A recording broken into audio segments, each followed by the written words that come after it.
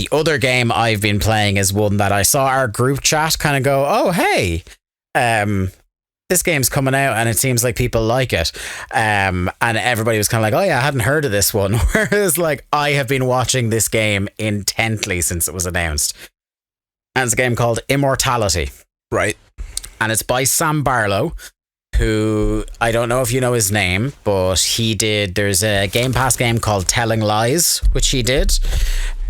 He did a couple of the Silent Hill games, the later Silent Hill games that aren't absolute disgraces. So I think it was Origins and Shattered Memories are the ones he did that have like pretty damn good writing in them. And then the one most crucially he did, which was an early Link to the Cast Dave Ryan game, was Her Story. Which was the FMV game where you're going through police tape of interrogations trying to figure out what happened. And it is most similar to that. So this is Immortality is you sitting in an editing suite with chopped up bits of footage. The link between all of them being that these are 3 films in the short career of an actress called Melissa Marcel. And you have your little tools to scrub forward and backward through the footage. You can use an image finder to like highlight if there's a particular thing in the image. Like say there's, what would be a good spoiler-free one? So there's a scene I watched earlier on. And now it does, by the way, thankfully, because this would be imperceptible. Otherwise, it does run you through a couple of examples of bits of footage to show you how to do all this. So you hit the button to get your little image tool and you float over. There's a scene early on where you see like a green notebook. And when you go over the green notebook with your cursor, a little eye symbol pops up. And if you hit A at that point, it will find another clip from somewhere that has yet to be discovered because it'll only show you clips you've found. It will jump you to another random clip in which that item or something that looks visually similar to that item is in it. So you kind of use visual clues and little interesting things you find in scenes and things like that to jump between new bits of footage. And the idea is to assemble all the footage from these 3 films that you can find and figure out what is going on, not just in the plot of the films, but there are other things going on with the principal cast. So what you do is you might get a bit of footage that's a scene, and then the scene ends, but the camera is still holding on the actors and they might say something interesting or do something interesting that gives you a hint that there's something more going on than meets the eye.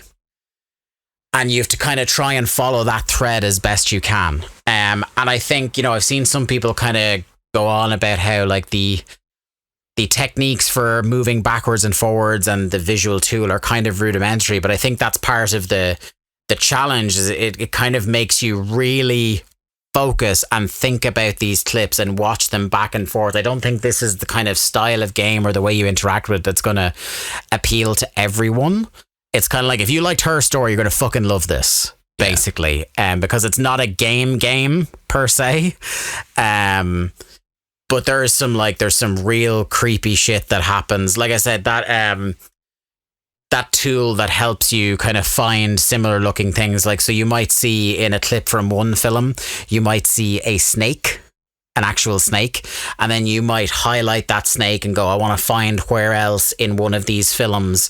Like, because in your head, you're thinking, maybe I can find the next scene that has that snake in this film. But what it might do is it might randomly jump you to another film or another scene where there's somebody with snake-shaped earrings.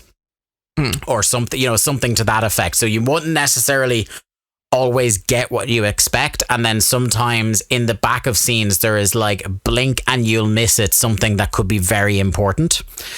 So it really rewards you for paying attention, and then slowly you can kind of use your sticks to slowly scrub back through frame by frame to see if you can find something. You can save scenes that are of particular, I need to come back to that because there's something I'm not seeing in there.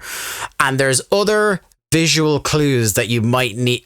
I'm trying not to tip the cap, because when there's some stuff I had last night, I was like, right, before I do the cast, I'm going to play this for like half an hour. And I think I ended up playing it for 3 hours. Wow. And I didn't discover that many scenes relative to how many there's apparently in this.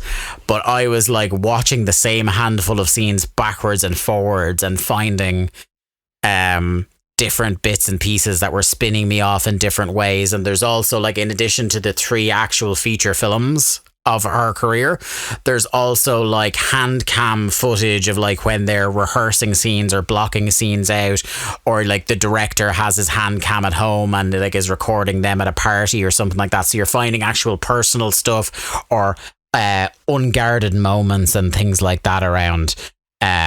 So it's if the mystery is as good as it's setting up to be, and if it holds me for as long as it feels like it's going to, I may have a new frontrunner for Game of the Year for me. Wow. Yeah, I'm just looking at a lot of the reviews, and it has got a lot of like high scoring and a couple of perfect scores. It's the first. Is it the first 10 Edge have given? It's not the first 10 they've given. No, it's the first one they've given for a while. It's the first. It's the first one they've given for a while, or first one they've given for a particular type of game as well. But yeah, it's getting really good scores and deservedly so. I think it's a brilliant work, and it is on Game Pass. Yeah.